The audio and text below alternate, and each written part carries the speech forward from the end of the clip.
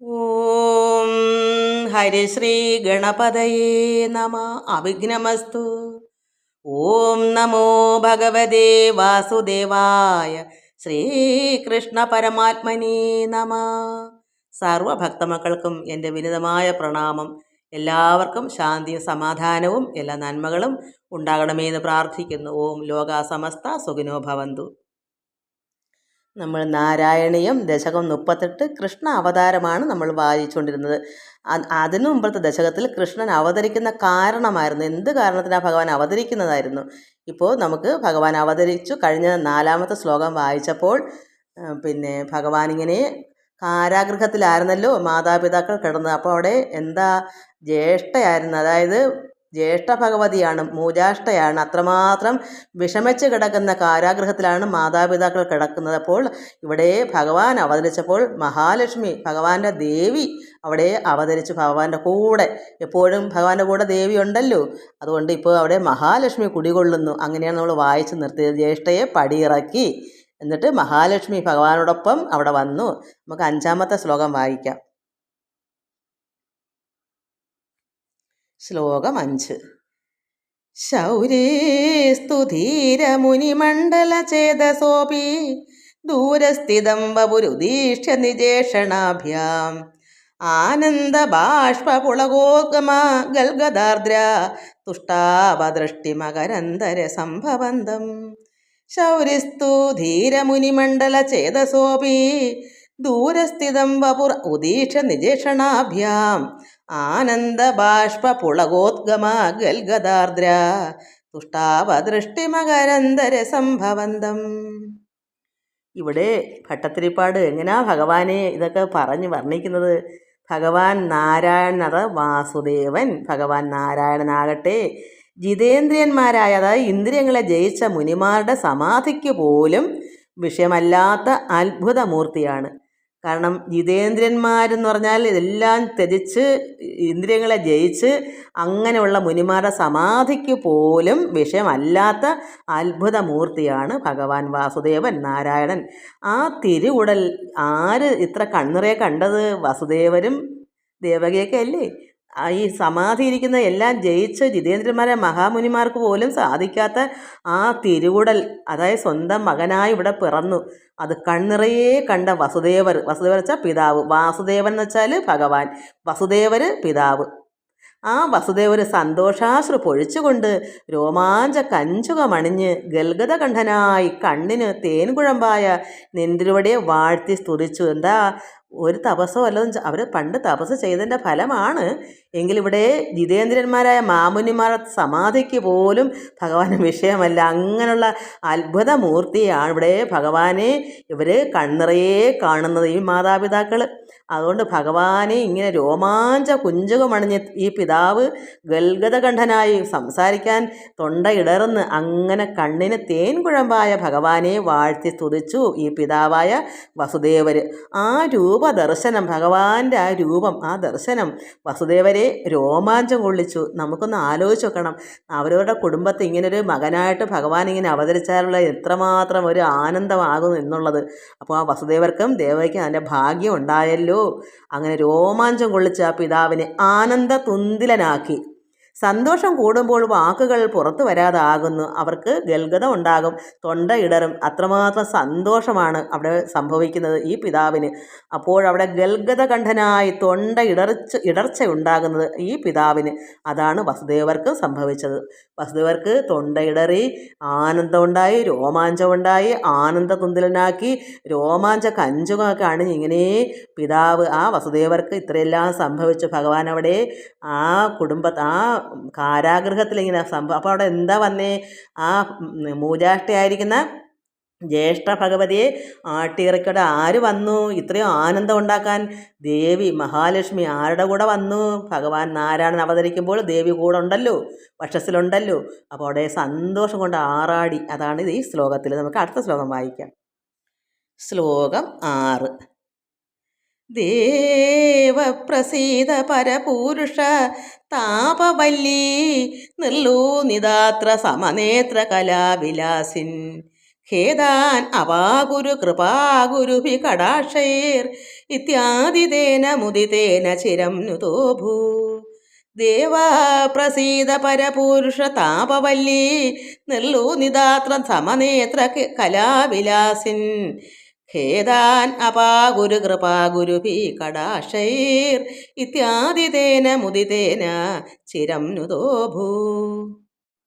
അങ്ങനെ അദ്ദേഹത്തിന് അത്രമാത്രം ആനന്ദം കൊണ്ടിരിക്കുന്ന ആ വസുദേവര്, അല്ലയോ പരമപുരുഷനായ ഭഗവാനെ, ആ കുട്ടി ബാലനായിരിക്കുന്ന ആ ഭഗവാനോട് അത്രമാത്രം ഗൽഗതകണ്ഠനായി സ്തുതിച്ചുകൊണ്ട് പറയുന്നു ഈ പിതാവായ വസുദേവര്, ഭഗവാനെ, പരമപുരുഷനായ ഭഗവാനെ പ്രസാദിക്കണമേ. ദുഃഖവള്ളി അറുക്കുന്നത് അതായത് താപവല്ലി, വള്ളി. അപ്പോൾ താപവള്ളി, ആ ദുഃഖവള്ളി അറുക്കുന്ന വാള് പോലുള്ള കടാക്ഷം കൊണ്ടൊന്ന് വിലസുന്ന ഭഗവാന്റെ ആ കടാക്ഷം താപം അകറ്റി അവിടെ സന്തോഷം കൊണ്ട് നിറച്ചല്ലോ ഭഗവാന്റെ ആ കടാക്ഷം. അതുകൊണ്ട് ഈ വസുദേവർ പറയുന്നു, ദുഃഖവള്ളിയാ അറുക്കുന്ന വാള് പോലുള്ള കടാക്ഷം കൊണ്ട് വിലസുന്ന കരുണാദ്രമായ കടാക്ഷങ്ങളാൽ എൻ്റെ ദുഃഖമെല്ലാം അകറ്റണമേ. എത്രമാത്രം വിഷമിച്ചു, 6 കുഞ്ഞുങ്ങളെയും കൊന്നു കംസൻ. എത്ര ദുഃഖം അനുഭവിച്ച്, എത്രമാത്രം താപം അവർക്കുണ്ടായി. ഇതെല്ലാം കൊണ്ടുണ്ട് അവർക്ക് അത്രമാത്രം വേദനിച്ചവരുണ്ട്. ഭഗവാൻ വന്നപ്പോൾ ആനന്ദം കൊണ്ട് പറയുന്നു, ഭഗവാനെ, ദുഃഖവെള്ളി അറുക്കുന്ന വാള് പോലുള്ള കടാക്ഷം കൊണ്ട് വിലസുന്ന കരുണാദ്രമായ കടാക്ഷങ്ങളാൽ എൻ്റെ ദുഃഖമെല്ലാം അകറ്റണമേ. ഇപ്രകാരം സന്തോഷത്താൽ വസുദേവർ നിന്തിരുവടിയെ ഭഗവാനെ സ്തുതിച്ചു. അതാണ് ഈ സ്തോത്രം. നമുക്ക് അടുത്ത ശ്ലോകം വായിക്കാം. ശ്ലോകം 7. മാത്രാച നേത്ര സലിലാസ്തൃതഗാത്രവല്യ സ്തോത്രൈ അഭിഷ്ടുത ഗുണകരുണാലയസ്ത്വം പ്രാചീന ജന്മയുഗളം പ്രതിബോധ്യതാഭ്യാം മാതുർഗിരാദ്യഥിത മാനുഷ ബാലവേഷം.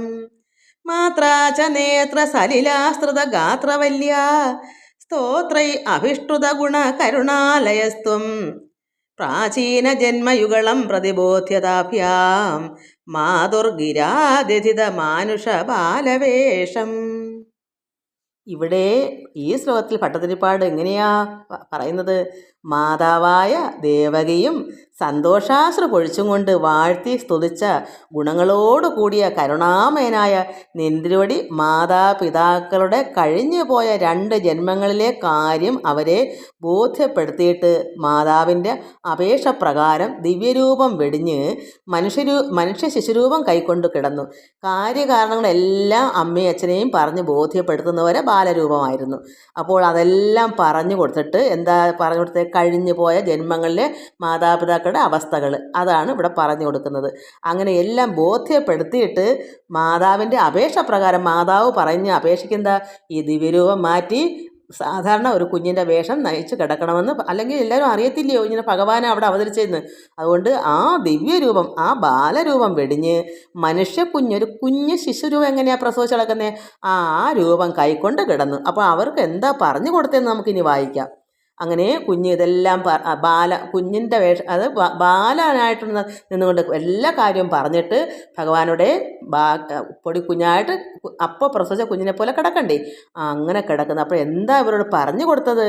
സാക്ഷാൽ വിഷ്ണുവായ ഭഗവാൻ വസുദേവരുടെയും ദേവകിയുടെയും പുത്രനായി പിറന്ന ഉടൻ ദിവ്യരൂപം അവർക്ക് കാട്ടിക്കൊടുത്തു. അപ്പോൾ അവ പ്രസവിച്ച ഉടനെ തന്നെ ആ യഥാർത്ഥ രൂപം അവരെ കാണിച്ചു കൊടുത്തിട്ടാണ് ഇതൊക്കെ പറയുന്നത്. ആ രൂപദർശനത്തിൽ സന്തോഷത്താൽ പുളകിത ഗാത്രരായ അവർ അദ്ദേഹത്തെ വേറെ സ്തുതിച്ച് പ്രസാദിപ്പിച്ചു.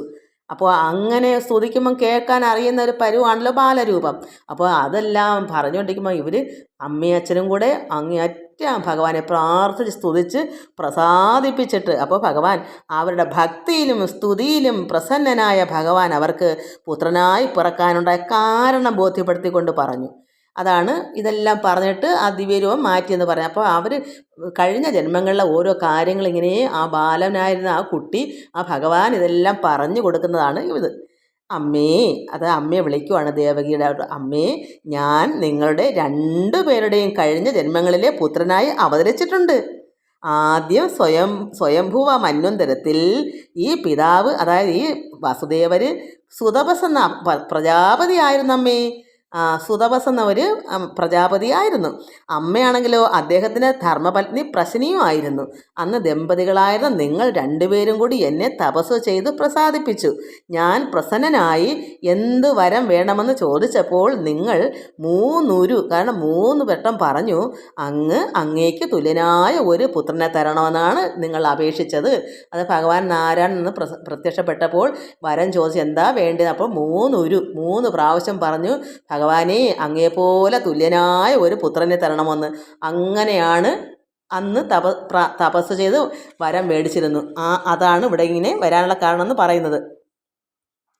അപ്പോൾ എനിക്ക് തുല്യനായി മറ്റൊരാൾ ഇല്ലാത്തതിനാൽ അന്ന് ഞാൻ നിങ്ങൾക്ക് പുത്രനായി പിറന്നു. കാരണം ഭഗവാന് തുല്യനായ ഒരു പുത്രനെ വേണമെന്നാണല്ലോ പ്രാർത്ഥിച്ച് പറഞ്ഞത്. അപ്പോൾ എനിക്ക് തുല്യനായ ആരെയും ഞാൻ കണ്ടില്ല. അതുകൊണ്ട് ഞാൻ തന്നെ നിങ്ങളുടെ പുത്രനായി പിറന്നു. പിന്നെ ഉണ്ടായ ജന്മത്തിൽ, അടുത്ത ജന്മത്തിൽ ഈ പിതാവ്, അതായത് സുതപസ് എന്ന പിതാവ് പിന്നെ കശ്യപൻ എന്ന നാമധേയത്തിലും അമ്മ അതിഥി എന്ന നാമധേയത്തിലും ദമ്പതിമാരായിരുന്നു. അപ്പോൾ അവിടെ പ്രശ്നി എന്ന അമ്മയും സുതപസ് എന്ന പിതാവും ആരായി വന്നു? കശ്യപനെന്നും അതിഥി എന്നുള്ള നാമധേയ ദമ്പതിമാരായി രണ്ടാമത്തെ ജന്മം വന്നു. അന്ന് ഞാൻ നിങ്ങളുടെ പുത്രനായി വാമനനായി അവതരിച്ചു. വാമനാവതാരം വന്നില്ലയോ? അതായത് മഹാബലിയെ പിന്നെ 3 വടി മണ്ണിന് വേണ്ടി വന്ന ആ വാമനനായിട്ട് വന്നു. അപ്പോൾ 3 ഉരു പറഞ്ഞതുകൊണ്ടാണ് 3 പ്രാവശ്യം ഭഗവാൻ ഇങ്ങനെ അവതരിച്ചത്. അപ്പോൾ രണ്ടാമത്തെ ജന്മം നിങ്ങളുടെ വാമനനായ പുത്രനായി ഞാൻ അവതരിച്ചു. ഇപ്പോൾ ഇത് 3ാമത്തെ അവതാരമാണ്. ഇപ്പോഴും ദേവകാര്യത്തിനായി, ഇപ്പം ദേവന്മാരുടെ കാര്യത്തിനായിട്ടാണ് വന്നത്. അതുകൊണ്ട് ദേവകാര്യത്തിനായി കൃഷ്ണനാമത്തിൽ അവതരിക്കുന്നു. ഇപ്രകാരം നിങ്ങളുടെ മുന്നേ ഉള്ള പ്രാർത്ഥന അനുസരിച്ച് 3 പ്രാവശ്യം ഞാൻ നിങ്ങൾക്ക് തനയനായി, അതായത് മകനായി പിറന്നു.